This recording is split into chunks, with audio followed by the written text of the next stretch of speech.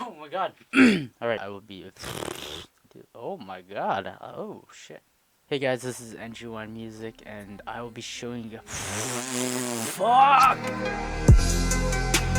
Baby, you're a bad battery. All I wanna do is sleep away. Time we wasted when we were wasted.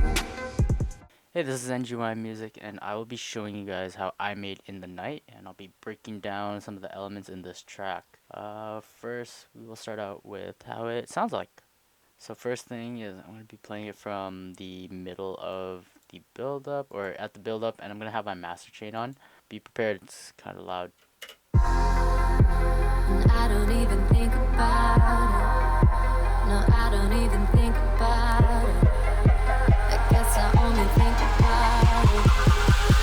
In the night,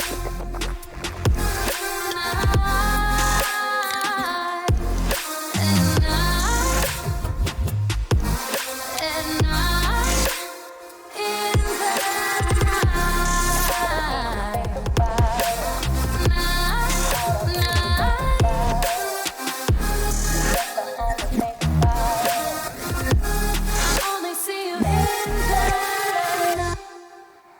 Cool.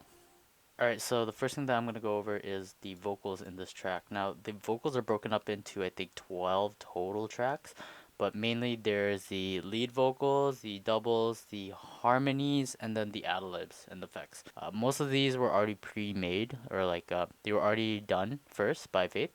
So I only had to just do some basic EQing and stuff, but I'll show you guys the effect vocal later. But the lead vocal, the first part of it, the main one is the lead vocal. So it sounds like this. I don't even think about it. No, I don't even think about it.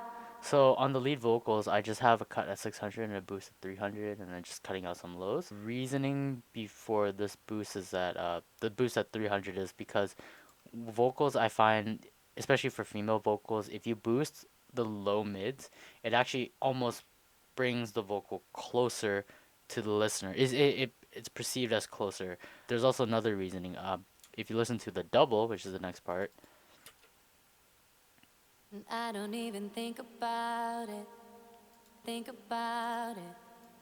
I guess I only think. so the doubles actually have the opposite EQ curves as the lead. So they are actually almost an opposite. And then the one main difference is that there's a cut at 3K, just because I want the lead vocals to come out. The reasoning for this is because you want them to actually sit close together or kind of blend together, even though the doubles are mainly or usually going to be a little bit more quiet than the lead vocals. So when they're together, it sounds like this. And I don't even think about it. No, I don't even think about it. Also, I forgot to mention, the lead vocals are actually being sent to their own vocal reverb track. On that, there's a limiter that's getting actually sidechained from the lead vocals themselves. So when she doesn't sing, it comes back up. The reverb comes back up. But doing that actually gives it a lot of space and a lot of ambience. It really helps make it sound like it's in a huge space. So aside from the lead and the doubles, there are the harmonies. So there are different harmonies at different part. So there is the harmony in the verse. I thought I left you in December. Changed it. So there's two of them here. There's the high one, and then there's the low one. So I mean, the low ones aren't really that low. It's just they're singing different notes of the song, but basic stuff. They're just getting EQ'd by the mixer EQ, and then they're being sent to the effect vocal. Now the effect vocal, it was actually supposed to be in the main vocals, but I ended up turning it into the effect vocals. Now if I turn off the effects for this one, as you can hear, I don't even think about it. No, I don't even think about it. so these were supposed to be the main vocals, but because I like the lead vocals a lot more when they're soloed out, I actually turned it into effect vocals. So with the effects on, it sounds like this. I don't even think about it. No, I don't even think about it.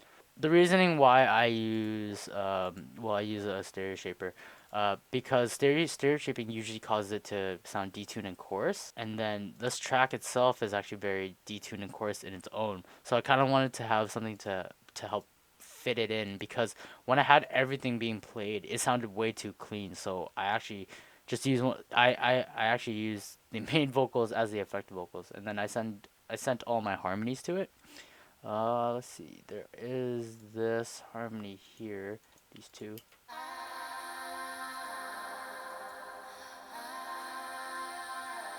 So these I actually pan left and right, and then they're not being. They're actually. I think they're stock. I actually think nothing was being changed.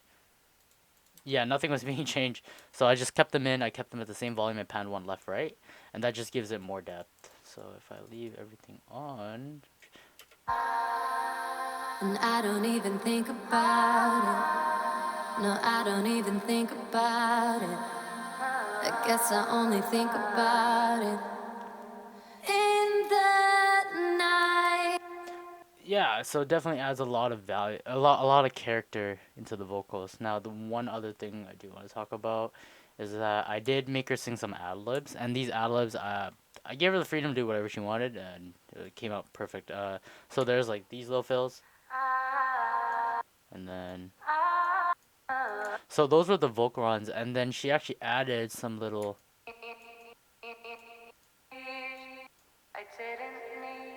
So those were little like fills, shots, and I actually used those in the beginning of the track to actually introduce all the elements. So in the beginning, it sounds like this. It must be 3 a.m. So definitely helps, especially with these ones, because without it, it sounds like. It must be 3 a.m. And usually I would do it himself, but when you have the vocalist do it on their recording, it definitely sounds way more natural than just taking a shot and then just reversing it and reverbing it, which is what I usually do. And then the last two things are the chorus effect filter and then the Billie Eilish, ooh, whatever it's called. But this one was actually done by her too, so I can't talk too much about it. But I mean, I can give you guys a listen. And I, in the night, I don't even think about it. So I can tell that this was just a low high cut. So a low and a high cut around 303K, and then just add a little bit of chorus. And then the next part that everyone loves is this part. I only see you in the night.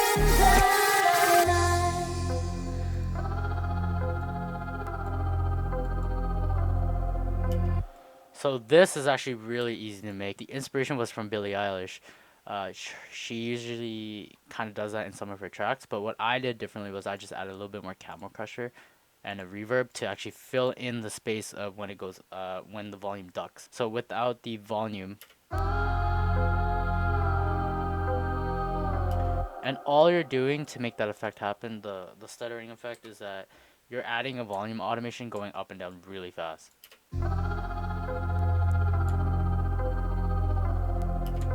That's pretty much it for the vocal tracks. Another water break. Alright, so the next part I'm going to talk about is the supporting elements, so like the pads, the plucks, and the bass, and then I'll go into the drop later. But the main thing that happens in the beginning is that there is this pad pluck that I have right here.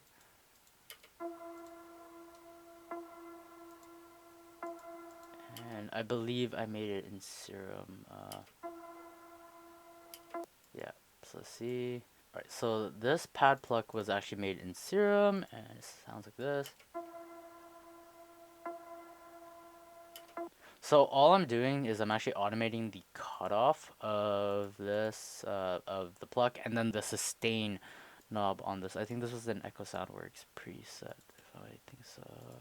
Yeah, it was from Echo Soundworks Apollo. Really love the sound, and then all I'm doing is just automating some stuff.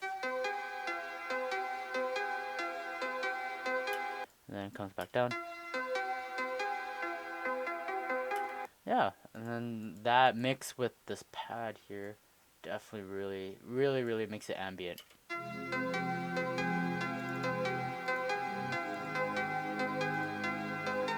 Yeah, so this pad was actually just made in Silent. I kind of I don't know. I kind of get shitted on for using Silent a lot. I just know Silent inside out. So I just made the pad, and then I have just the cutoff and the volume. So just at the end here,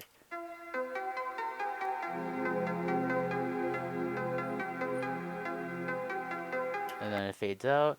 And then the next thing that actually is in the intro and stuff is this respace, and comes in really quietly.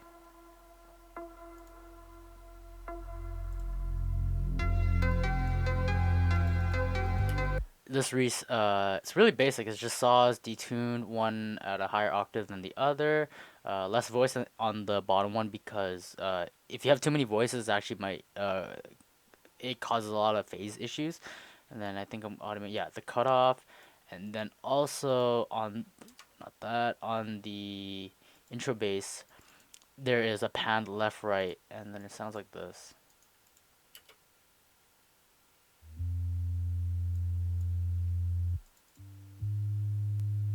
So it actually is kind of detuned in its own because it's left right. You would perceive it as I wouldn't say more off key, but because the way it's set up and stuff, when you have it layered with the other basses, it actually really helps bring out the upper harmonics. Because with this, it's super faint, but it definitely adds a lot of depth and a lot of the upper harmonics that are needed. And then there is the lead, this lead.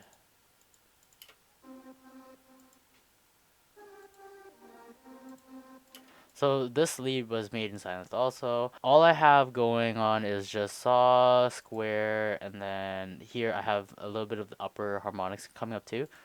So it sounds like this.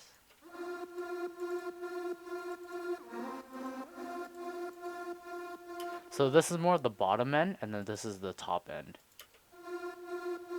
And then the main thing also is I have the phase being automated for both A, B side. I have a really fast automation going, but as the note gets held longer, the gain goes up. So it actually adds vibrato at the end, kind of like how a vocalist or like certain instruments would do. So this entire track was based around this pluck and then the pads, and then just some bass sounds.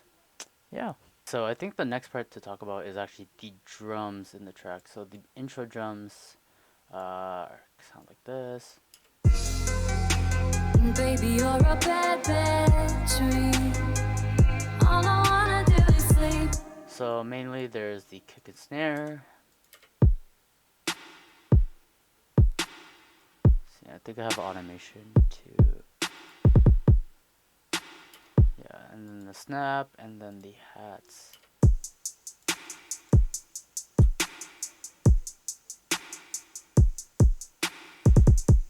Yeah, so the snare and the hats and everything are very basic here. The only thing that I think I did actually was in the drop.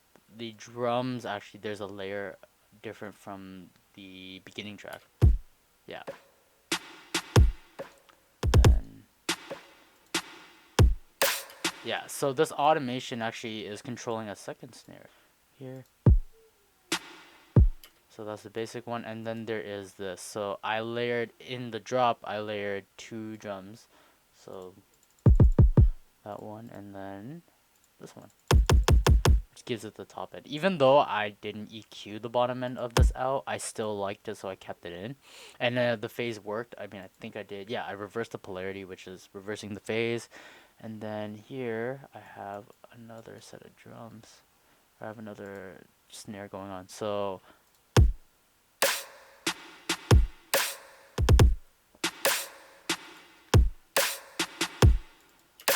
the snare, what's happening to the snare is that I just cut out the low, increased the fundamental, a little bit of the overtones, and more of the white noise part of it. And it's actually being sent to my track's reverb. internal reverb, just full wet, nothing crazy. And then let's see, there's the offbeat snare. See this one. So this snare is actually used in the beginning. This snare is used in the beginning track, but in the drop I actually switch it over to become the offbeat snare.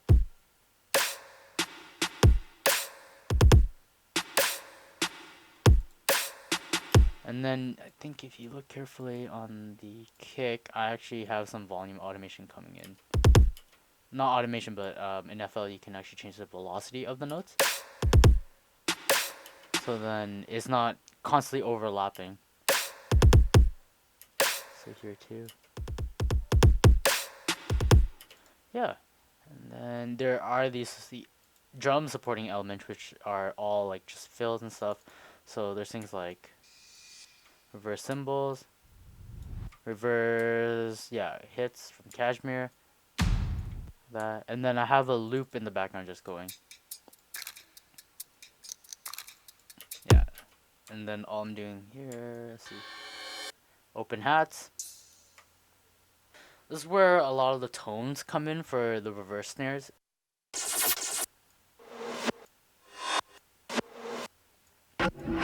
So I have a bunch of, I think, just yeah, Vengeance samples, and they're all just being reversed, or they are previously reversed. I don't think any of these were actually reversed by its own, but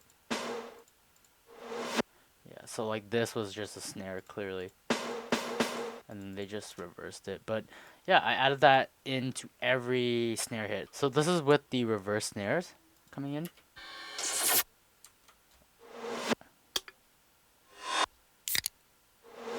So with everything, it sounds like this, including the reverb snare and the reverse.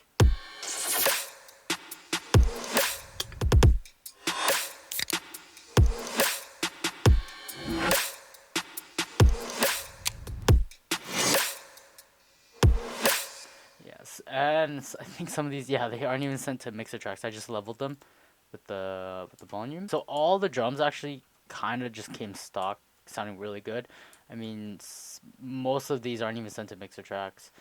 But basically, most of the times when I'm working on a song and I'm really feeling it, I don't even think about EQing or whatever. I just level them, and if it sounds good, it sounds good. And it seems like in this track, I didn't have to do too much work. And then yeah, and then there's in the drop, there's a little bit of there's some bottle cans and stuff, sounds that I just used to fill out everything. The second part sounds like this. Maybe I'm just seeing gold. The shadows are confusing my soul. Yeah, so the hats just are kind of in the fills. They're kind of in the empty spots of the drum kit. So this one was, let's see, this one was, yeah, just another open hat, or just the same open hat, and then just happening really, really fast. And then there are the reverse cymbals. They're just meant to add more of like transitional effects, which is going to be the next thing I talk about. Alright, so the transition effects slash like build-ups, very basic. I use a lot of cymatics preset just because they sound really good. So I have a basic build-up here. Really quiet.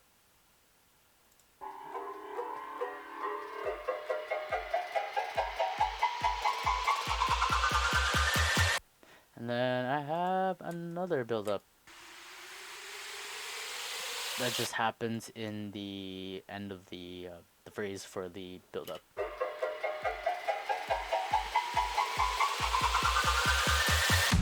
And then orchestral hit into the reverse that goes into the drop.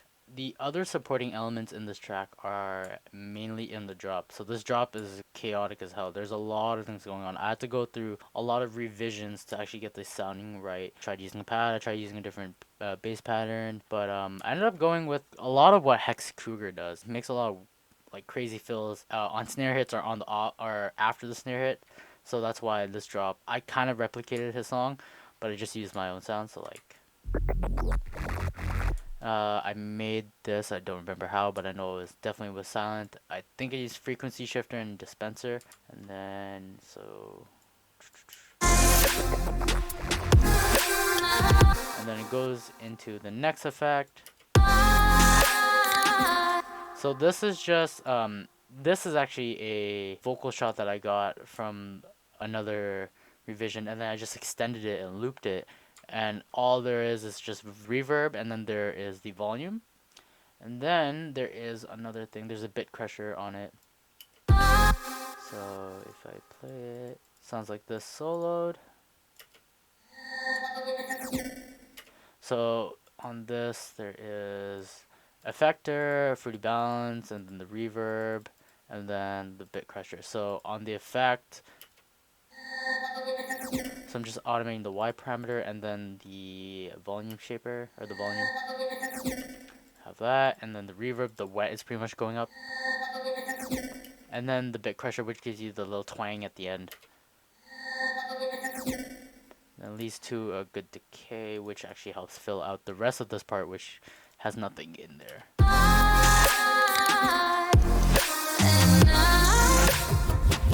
So this one I made with just using a kick and delaying it over and over again. And then using a frequency shifter to actually make it go down. And on it, there is a couple of effects. So there's a reverb, a flanger, and then a tape stop. Tape stop wasn't used here, it's actually used in the next part. So one goes down and one goes back up. In the next part,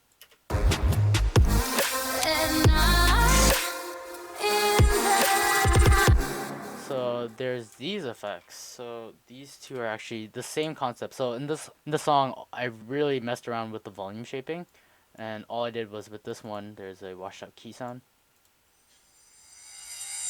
There's that, and then I looped it around. I looped it, so it sounds like this right now.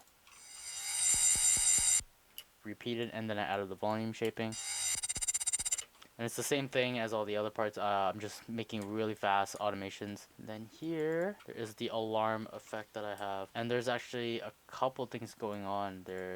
I'm automating the LFO level, which is automating the volume manipulator, which is hard to explain, but if you take a listen, and then you listen to this, well, you have to have that on, so it sounds like this. It's kind of like this, just gradually fading in though. And then, yeah, I have the brass. It happens on every first beat. And then I think this was just low cut and stuff. Let's see. This was, yeah, it's just a somatic shot. And then nothing is just leveled and sent to the reverb. That's all. That then leads into, let's see.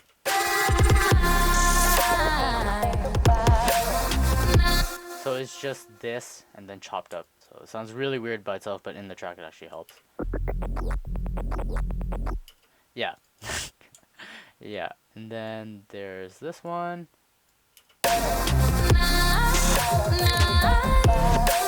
So this one is just in, I think, 1/3 timing. I don't know exactly.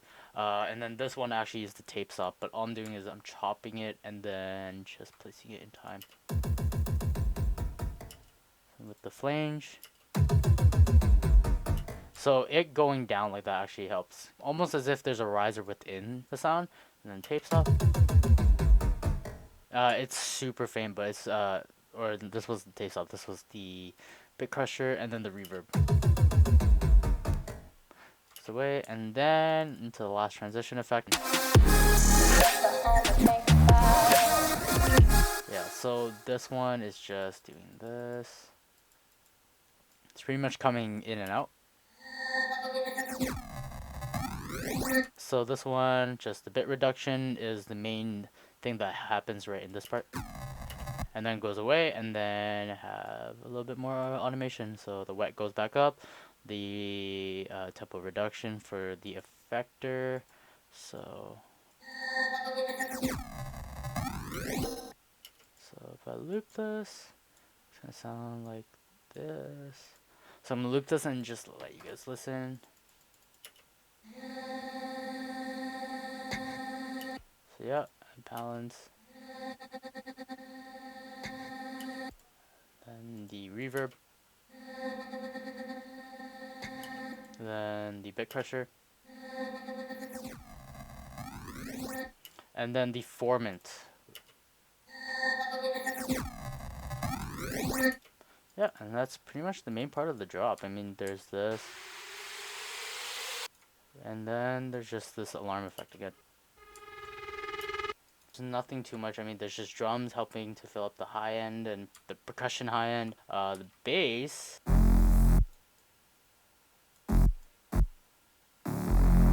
Yeah, so this bass is oof. So very basic. All I'm doing is I'm automating the cutoff of one of the high basses, but the sub sounds like this.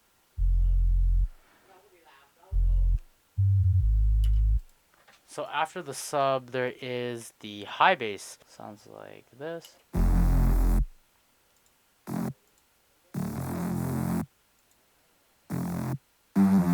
With no effects. So it's very basic. It's almost the same as the first bass. There's a saw in the bass, and then one sign on the top, and then I don't think I did anything after that. Yeah, I didn't do anything after that. There is overdrive distortion, nothing else, and then on the effects chain, there is a couple of effects going on. There is corrosion. Usually when you make a respace, it doesn't have strong high end, so having corrosion or on Ableton, I think is called erosion or something.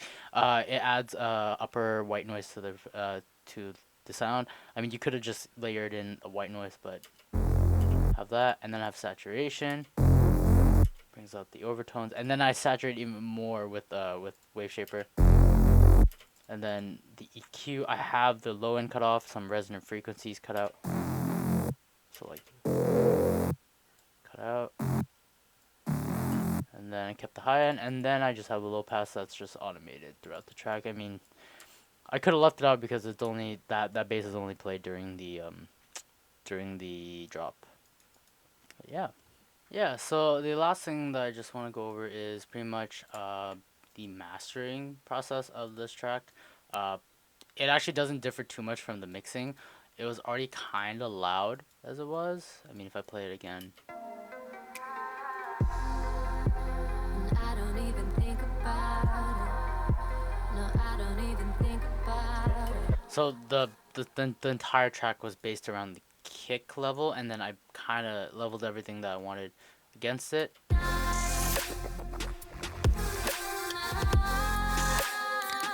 Yeah, so the kick is actually the loudest thing in the track, and I had a soft clip on it just to keep it from going overboard.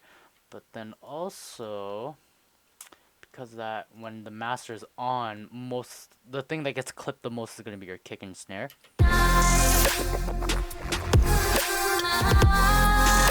And this is my mastering chain is not the same one all the time, but there are the main elements of a fruity balance, a multi-band, and then another multi-band, and then just span to check the loudness. So if I think I hit -7 on here.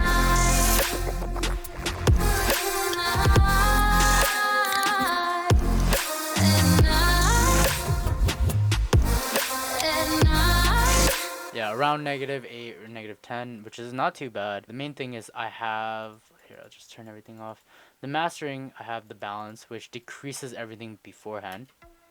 So now it's really quiet. So the drop.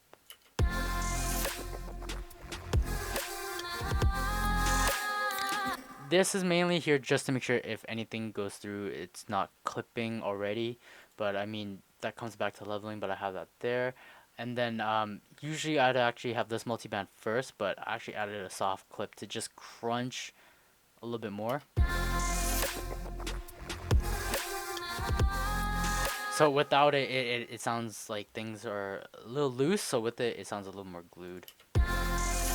And then I have the multiband, and I have it on linear phase, and I'm just cutting it into 3 frequencies just to make sure the high, mid, lows, and then just setting these to compress anything that might peak, and it's really fast, like 50 milliseconds, 50 milliseconds, 50 milliseconds, 10, 10, 10, 10 attack, and then all I'm doing is just making sure nothing's compressed for too long.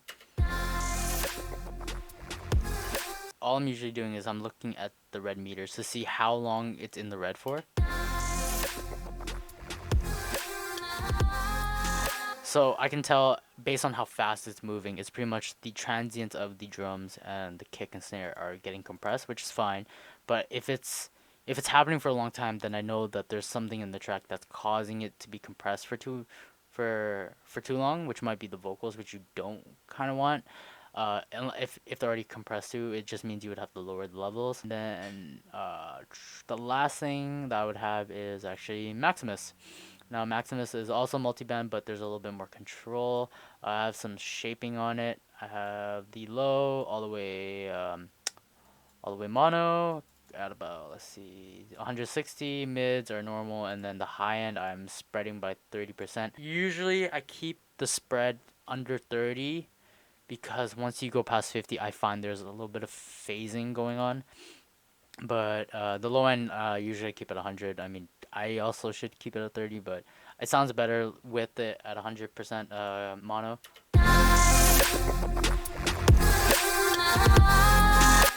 But the main thing that Maximus is doing is it's gaining all the level by about like 10 dB, because once you put it through one limiter, it's gonna be really quiet.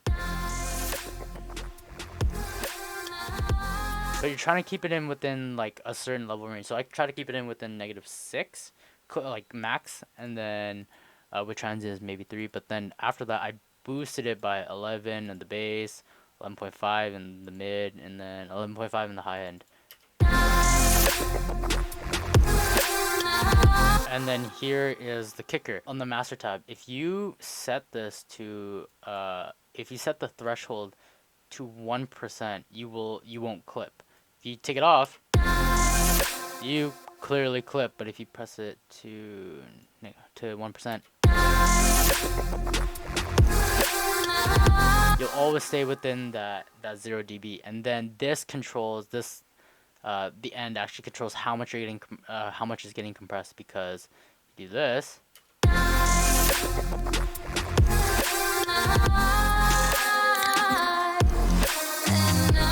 See, it sounds like the drums are disappearing because yeah, they are. Anything past 0, you would actually it's just getting cut off. But if you leave it open, it's actually getting saturated.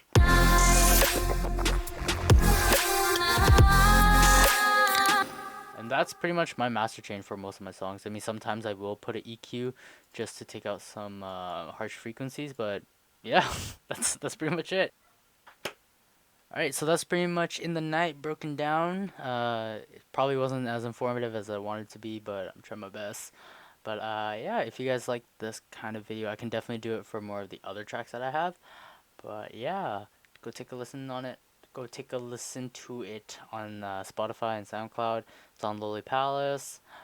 But yeah, let me know if you like it. Bye. What is up, everyone? I'm here. Oh god. Oh my. Hey guys, I'm gonna be showing you guys how. Oh man, I need a script. And it was oh god. What's up, everyone? I'm here today to. Alright.